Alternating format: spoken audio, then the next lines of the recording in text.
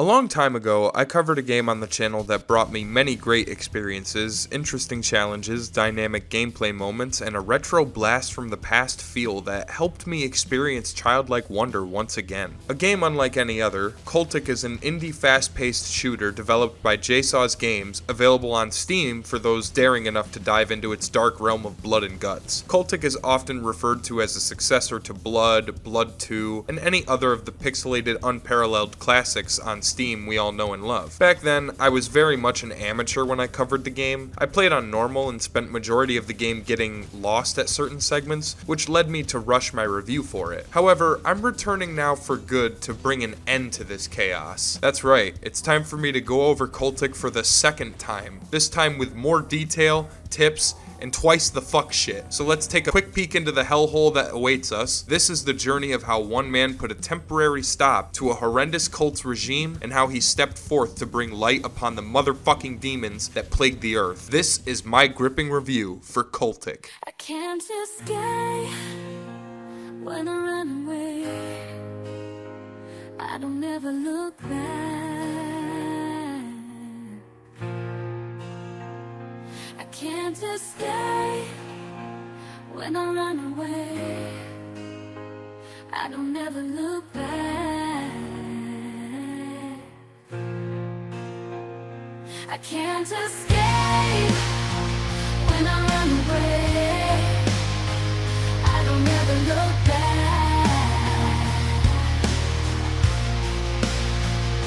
I can't escape when I run away. I don't ever look back.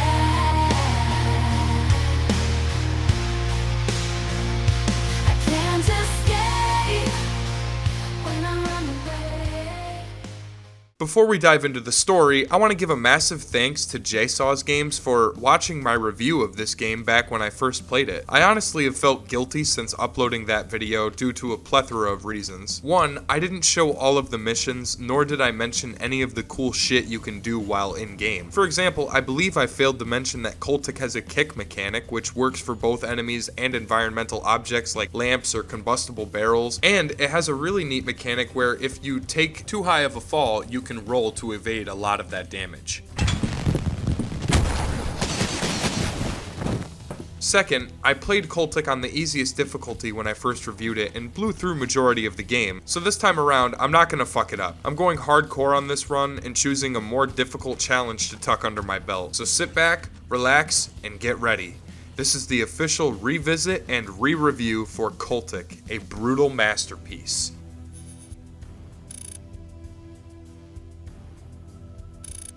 The game begins with an opening cinematic that cleverly shows the introduction without uttering a line of dialogue. We learn that we are playing as a detective going to a woodsy area in order to investigate a series of missing persons by an unknown shady group of people. Sounds familiar, right?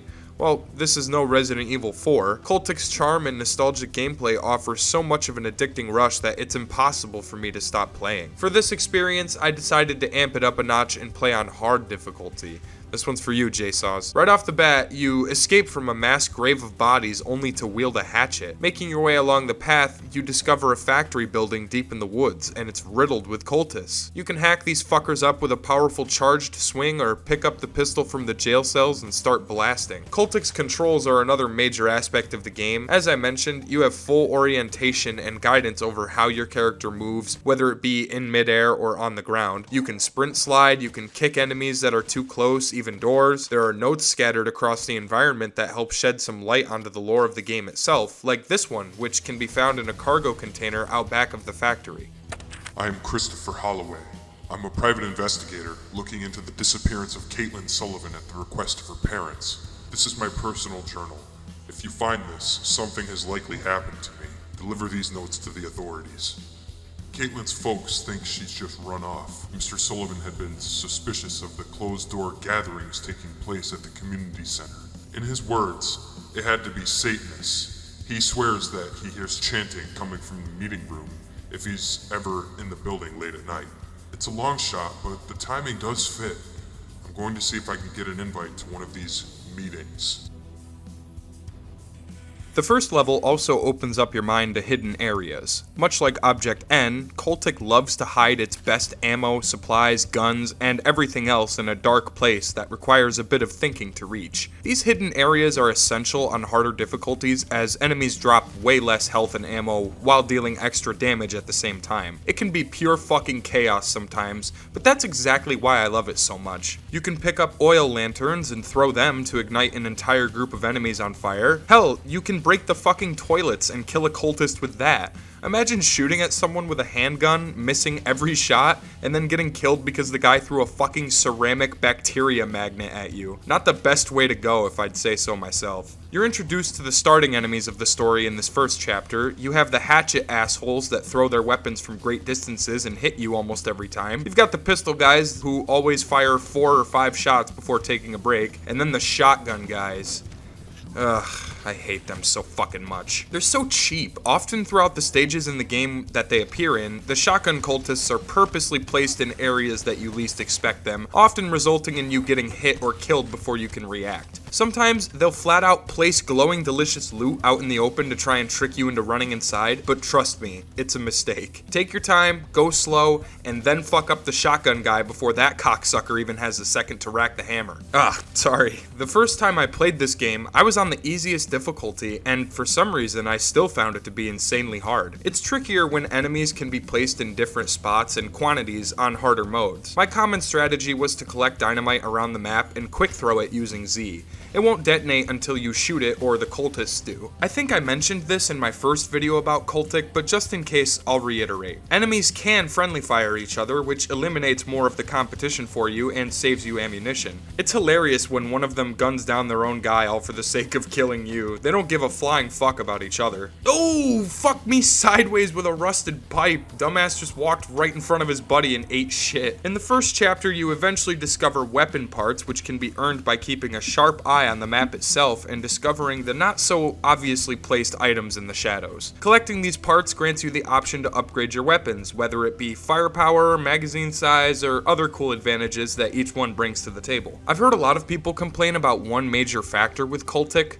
The guns require reloading. I know we have the modern and classic Doom games to thank for returning to the formula of no magazines, but rather collecting ammo for each individual gun that reaches a certain stack. And I know that's basically been a staple for games of this genre since then, but Cultic's storyline and the gameplay itself are so much fun that you almost forget about the tediousness of reloading. Plus, I mean, I don't know, I kinda like it. It adds that extra edge to the gameplay when you're surrounded by enemies and you're scrambling to put bullets in your gun. Need to reload your lever action? No problem. Just switch to the pistol. Need to reload that? Not an issue. Just equip the fucking hatchet and go to town. It does a surprising amount of damage to many enemies, except for big guys with chainsaws, of course.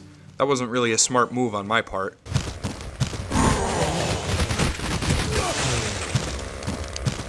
Hatchets can be thrown as well, and as long as you aim high enough, you'll get an instant kill through the head, depending on the enemy. Unlike bullets though, hatchets don't travel through targets. They can be retrieved after being thrown, so that's pretty helpful. What's crazy is how long the levels go on for, especially if you're looking for secrets. I spent 35 minutes playing the first level because I was trying to find all 11 of its hidden areas, and I only managed to find 3. Jesus. It has that amazing boomer shooter feel and style. I feel as though I've missed out on an entire era of games. To this day, I don't think I've once played the original Doom, not even an emulation. But this is as close as I can get while experiencing a totally different story with similar set pieces. Cultic truly deserves its overwhelmingly positive reviews on Steam. You also have to look around for keys at certain intervals of the game, like here. I need a key to get past this fucking door, so that means we're going inside this dark hole in the ground with an uneasy aura inside it. Upon entering, we see a bunch of bodies hanging and wrapped in sheets, ominously watching you pass by. You find the key in a back room. Upon obtaining it, there's a noise outside,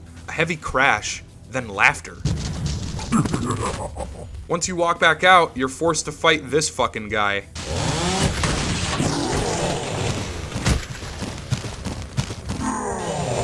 Holy shit. I love this game. First mini-boss segment of the game and it terrified me, but kept me enthralled at the same time. You're forced to fight in the darkness against the wandering hooded fiends and the asshole who gives Dr. Salvador a run for his money. You can kill him pretty easily so long as you keep your distance. He has a one-tap kill move if he's even a foot in front of your fucking face though, so watch yourself. Thankfully, Jasozz is an excellent developer who understands gamers' needs in first-person shooters, so you have the awesome option of sprinting backwards. Always a commendable mechanic in my favorite games. Another great thing I could say about Cultic's gameplay is the subtle uniqueness that hides within its differing gameplay loop. Each and every level feels like something different and usually offers a new obstacle on top of dealing with its main enemies, like having to hold a lighter in dark places in order to see. Hell, there's even a waterfall in the game with some ammo and a note tucked behind it joking at the cliche that has plagued first-person shooters for decades. I'm glad to see that this tradition is still alive. When you have the lighter equipped, it doesn't necessarily shine through the room, and to make matters worse, you can't use a two-handed weapon while holding it. So that means the shotgun, FGT, and Sten are useless in dark areas. Later on in the game, you do get a pocket torch, which significantly increases your range of vision, but it's near the final chapters of the game. Another example could be when you explore the crypts later on, and you're restricted with a claustrophobic series of tight hallways and water that covers the floor, deactivating your sprint slide. Stuff like this adds a decent challenge to the gameplay and keeps it fresh constantly. Anyway, after killing that chainsaw abomination I mentioned earlier, you take your ass back to the iron door and proceed on to the next level.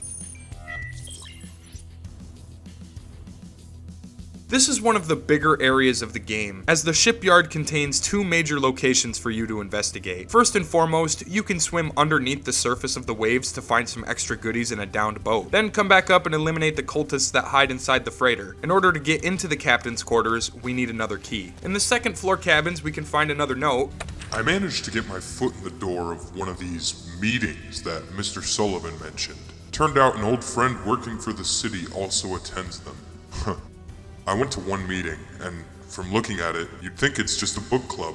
Coffee, donuts, a ring of chairs, you get the idea.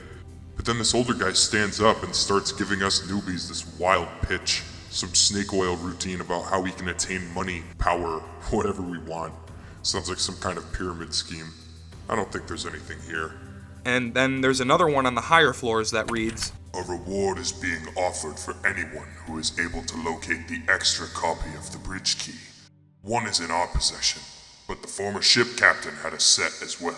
It is of the utmost importance that this key be located, as the security of our operation is in jeopardy until it is found. We suspect the captain likely hid below deck when we commandeered the vessel, so any interested party should start there. By the way, climb on top of the cargo containers here to find another secret stash. Like I said, since I was playing on hard, I found myself searching for secrets desperately to save up ammunition and health. I often got distracted and tried to do some achievement hunting on my own, which is something I don't really do in games. In fact, I think the last game that I achievement hunted in was Left 4 Dead 2. But also, what is this guy doing? Staring at the fucking wall? That's real nice. He must have missed the initiation and arrived here by mistake. That's the only explanation I have for why he's not attacking me. Better do him a solid and pity kill him. Once you've found everything you need, it's on to chapter 3 of our journey.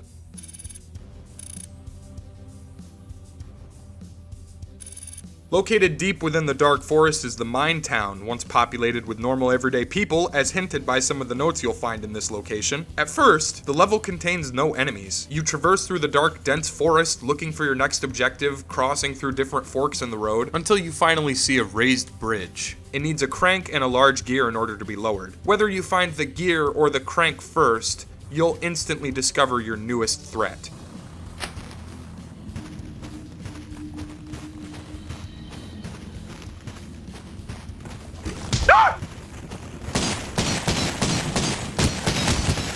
Remember these dumb fucks? Yeah, these are the belly-flopping bastards that gave me such a hassle last time I talked about this game. They're riddled throughout the woods, and they can jump right to your fucking face from a pretty good gap. Now that you've gained access to the Mine Town, there are plenty of houses you can explore to find some extra loot essential to your survival. You can also find another journal entry here.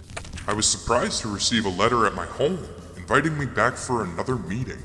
Now, I didn't share my real name or address with these guys, but I'm thinking maybe my buddy from the city must have. Anyway, the letter promised that I wouldn't see results from just one meeting, and that I'd need their help if I wanted to succeed. Well, I went to another meeting. Curiosity got the best of me, and besides, the donuts aren't half bad. The old guy was talking about planning some kind of camping trip, an outdoors retreat that'd serve as initiation for the newbies. Camping under the stars, beers, and team building, this guy says. He followed it up with some testimonials from former members that found great success in life through the program. Funny thing is, those former members are, or were, all town residents, but they've all since left town. Oh look, it's an open window. Well, there's obviously a way up. Maybe I gotta climb these shelves.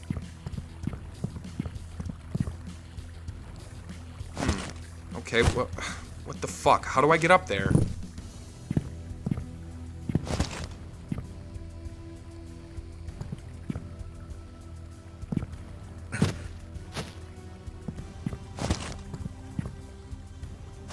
Ah, for Christ's sakes, that's embarrassing. There was a ledge up there this whole time. Maybe the cultists should come in here and fuck my shit up. Clearly I'm too brain-rotted to play this. Anyway, heading further into the town and murdering your way past the cultists, you'll discover another letter left over from one of the previous miners that left this settlement long ago. You'll then have to grab the cellar key off of a body nearby and head downstairs into something I really was not expecting.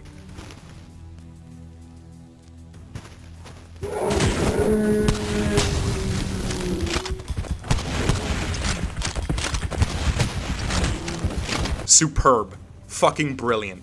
And who's this big asshole supposed to be? He reminds me of a tank from Left 4 Dead if it slipped and fell in some Clorox. Or perhaps one of the mutilated toys from Sid's room. Either way, he's terrifying, tough, and throwing a goddamn temper tantrum. Even on hard, I was able to kill him first try without having a stroke. Afterwards, you have to fight your way up a massive coal silo, dodging bullets, chainsaws, grenades, and everything else under the cursed sun. Get to the top, call the coal skip, slide down to the next chapter.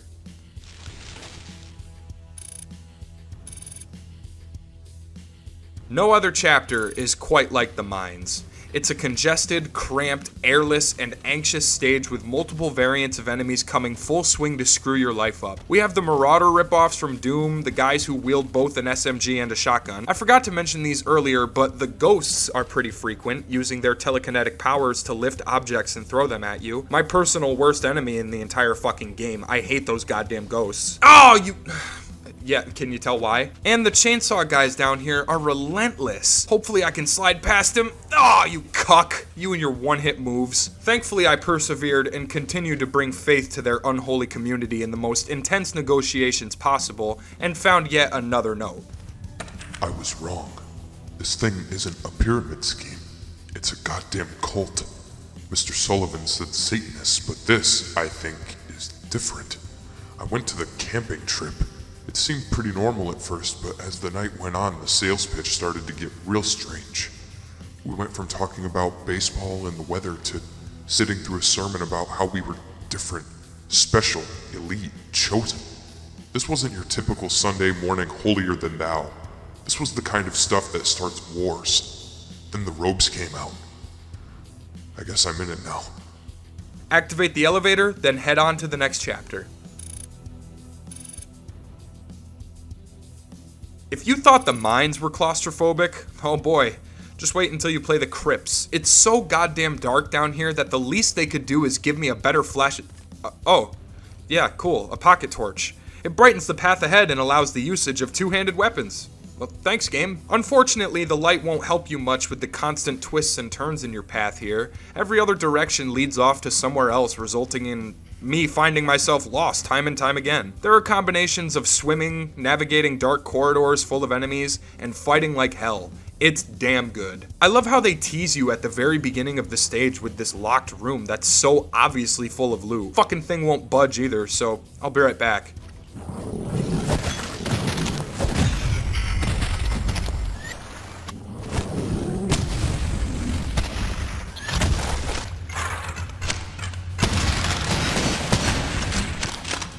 There. Inside the cage, there's a note from a priest of the cult. The order has come down from the High Priest. We're to destroy all of these infested creatures. The flesh we've imbued ourselves with, that gives us strength and binds us to the will. has had an unfortunate side effect when imbued into the corpses. The power of the will must have a mind to control it. Otherwise, it's just a force of chaos, lost in our world. Oh yeah, did I mention you're fighting skeletons now? And some of them can shoot guns? This game is full of surprises, I tell ya. We're introduced to another disgusting abomination that I really don't know. I guess is supposed to be a turkey that grew to be 8'4", along with massive razor-sharp chompers in its mouth. Jasozz, let me ask you something. What the fuck? They're actually really creepy, and the only enemy in the game that gives me that strange neck hair feeling when I know it's chasing me close behind. Kill all of them, the basted bastards. Going on top of this giant canal room, you'll have to find the plunger for the detonator in order to proceed. Once it's placed, you can then move on to the next field journal entry, and then the next chapter.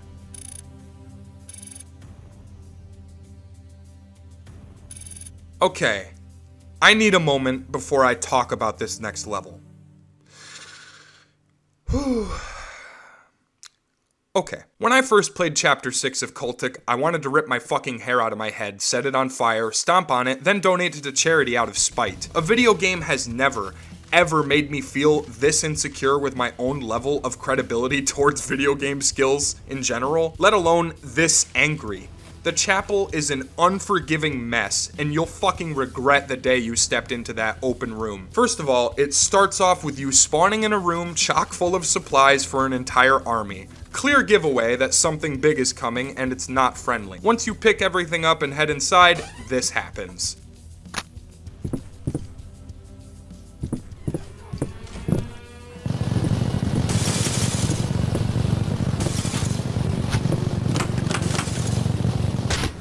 It's an ambush. The door behind you shuts and locks in place, gunfire fills the skies, bursting through the windows, behind the wailing screech of a klaxon alarm. You're surrounded. They're coming for you, and there's no running away. You've got to fight back. But guess what? And this might not seem like a major deal to any of you casual or standard players out there, you are not allowed to save at any point during the fight. And that goes for any difficulty. Wave after wave after wave, the cultists will rain an ungodly amount of force upon your head, unleashing the 9 circles of hell into Earth itself. Every time you die here, no matter how early or late you are into the fight, you have to restart the entire thing. That's so unforgiving, but it's not impossible, so I gotta suck it up. You'll be pushed by shotgunners, chainsaw guys, all sorts of shit that serves to punish you to your very core. Then, to add lemon juice to your freshly opened gash, a military tank shows up and busts through the front gate. You've got to be shitting me. Thankfully though, once you get this far, you at least get a checkpoint right when he arrives. The tank takes a lot of damage, even with explosives, so just pump and dump him and stay on the move to keep ahead of his machine gun turret. He'll be dead in no time. Holy Jesus. Does it feel so good to be done with the chapel level? These next couple of chapters all take place within the same location, the Asylum, so I'm kinda blending them together. Once you arrive to the exterior of the Asylum, the game's difficulty hits Doom levels. They throw every tough son of a bitch and nuisance directly at you. I'd like to consider this chapter nothing more than a sausage fest. You're just killing wave after wave as you push further into the building, all the way up to the rooftops. It's a far cry from the game's introduction, which featured many simple enemies wielding hatchets and pistols. It feels good to have made it this far, but I'll be honest, if I witnessed any of these man-made atrocities firsthand, chances are I'm gonna lose my lunch, if not my religion.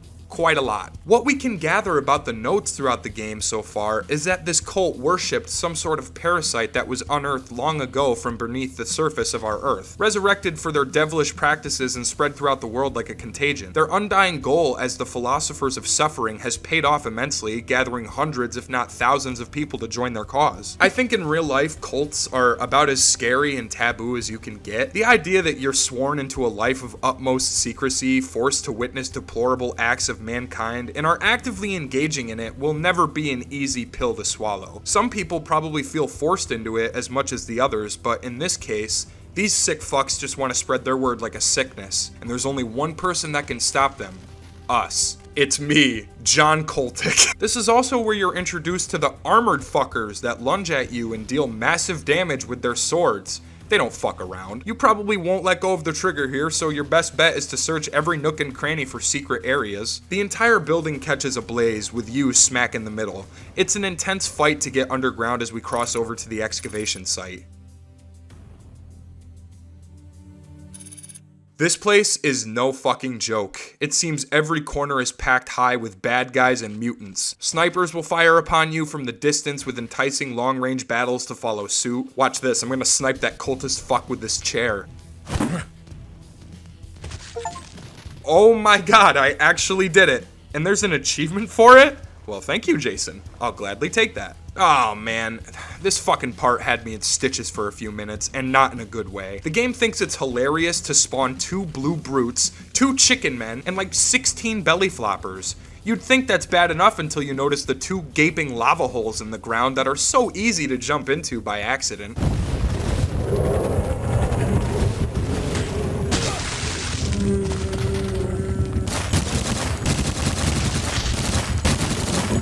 Oh, finally, I did it. Feels good though. The genuine challenge here was a lot for me to handle at first. I had to replay Cultic's beginning chapters to master the gameplay for myself and get good at aiming. Needless to say, I practiced 100 times. I'm not perfect, mind you, but I'd say I got a shit ton better with landing headshots as the game progressed.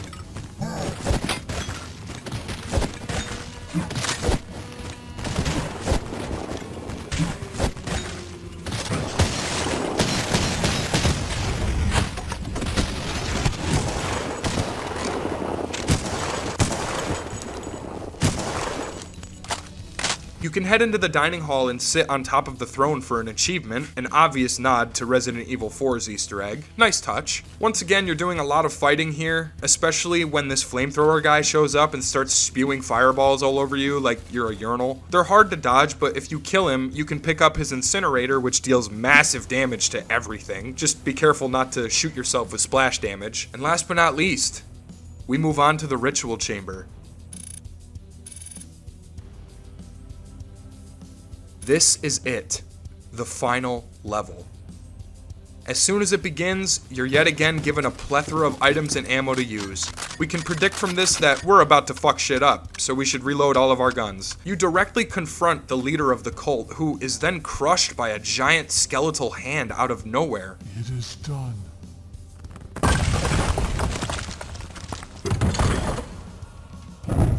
Jesus jumped up Christ. It's the Abomination. He's a huge mass of biological material representing some sort of, well, abomination. He looks like me, but if I were microwaved and left outside for 4 days. He's tough as all hell too, no pun intended. His long, lanky fucking arms slap me around every 10 seconds, and the cultists that spawn on your left and right flanks keep gunning at me while I'm trying to focus. It's the exact definition of an ADHD nightmare, fucking explosions and constant restarts. I'm not jorking my meat either. I died so many times on the final boss. I regret saying the game felt so easy earlier because this was the first segment that truly had my blood boiling. I must have died 100 times, no exaggeration. They really throw everything at you here and expect you to do the same in return to the final boss. I'm not against it, but Jesus Christ. Pickups don't respawn that often, and enemies barely drop shit on this difficulty. It's a messy endgame, and I love it, but it's seriously hard. Ah, fuck. Dead again. Fuck! Jesus Christ.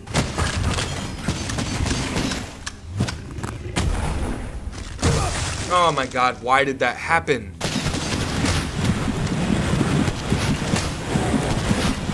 Ugh, fuck.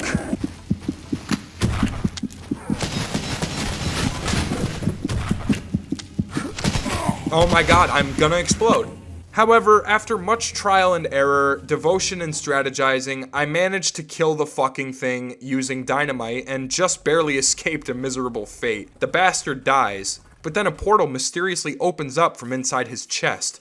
A possible gateway to the realm where this disgusting parasite had come from? Or perhaps hell itself? The main character racks his shotgun, and the credits roll. Oh man, what a fucking banger of a game. Cultic held me on and edged my meat the entire course with its outstanding gameplay mechanics, highly functional and responsive controls, addicting movement and gunplay, and the storyline is way too good not to mention. I feel bad that I wasn't able to cover it long ago, but now that I have, I gotta say, I feel a sudden weight lifted from my shoulders. Almost as if a new faith has been restored in my heart for modern gaming. With such experienced and talented game developers like Jasozz, I'd believe we're heading towards a golden age of indie games. Fuck the AAA companies that steal your money every year, man. This game cost me $20 and it's one of the most fantastic experiences I've ever had. Fuck it, it's one of my all-time favorites, it's just that fun. Some people might be disappointed to learn that Cultic Chapter 2 is not here yet, although I am among the many who wait in anticipation for its release. I haven't researched it much, but I'm hopeful that with the release of this video, Jason will be heavily encouraged to keep working on games and to always be creative. He made a once-in-a-lifetime experience with Cultic, and I'd say it belongs on the same throne as Doom, Wolfenstein, Quake,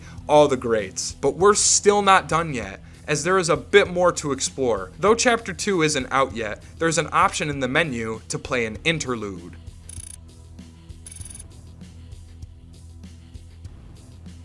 During the interlude, you're a security guard working the night shift 2 months after the events of the main game. The cultists have struck again and are attacking the city directly, fighting among the rooftops and dodging their habitual line-stepping tendencies. You get a baton and a revolver in this mode, along with a few other guns that I was unable to acquire. This isn't a very long level, so I'm going to keep it brief and summarize the plot. You'll have to make your way through the city streets and town while fighting cultists and corrupt policemen, the underground parking garage that's full of infected, and of course a chicken monster. Afterwards, you fight the armor amalgamation, which is a chicken monster but remade into a Terminator fanfic creature. He's pretty tough considering I only had a revolver and some hatchets. I went into it using as much dynamite as I could, throwing and then detonating it while keeping him pinned in between one of the room's pillars. Using this strategy, I was able to kill him. He dies, then explodes, sending our character backwards. Then we get a shot of a morgue with a conversation between two unknown people overdubbing it, talking about preparing something to restore a connection. A connection with what?